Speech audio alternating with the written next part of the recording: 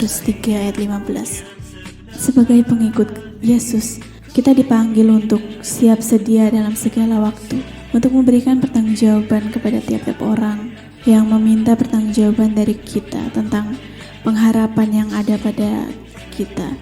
Tapi haruslah dengan lemah lembut dan hormat. Kita tidak dapat mengharapkan orang untuk menjalankan apa yang Yesus perintahkan, kecuali kita sendiri juga menjalankan perintahnya.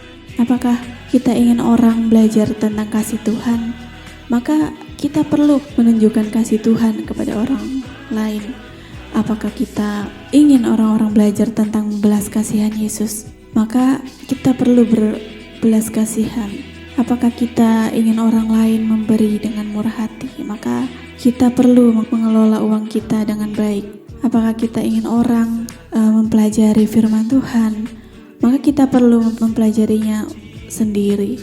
Ketika kita mengizinkan Yesus mengendalikan hidup kita, kita membiarkan kasih-Nya, sukacita dan pengharapannya mengubah hidup kita. Saat itu terjadi, hidup kita menjadi persembahan yang menyatakan harapannya dalam diri kita.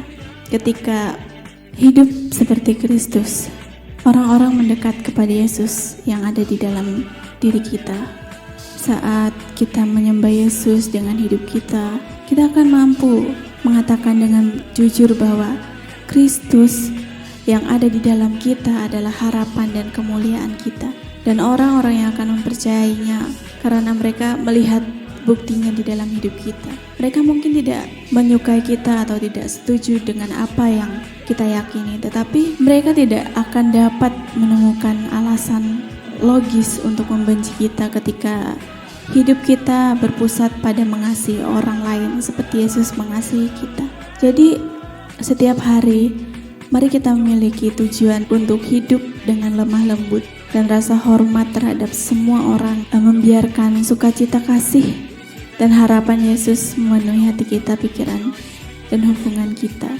Hari-hari ini kita terus memiliki pengharapan dan kasih di dalam Kristus, biar lewat hidup kita bisa menunjukkan bahwa kasih Kristus itu ada di dalam hidup kita.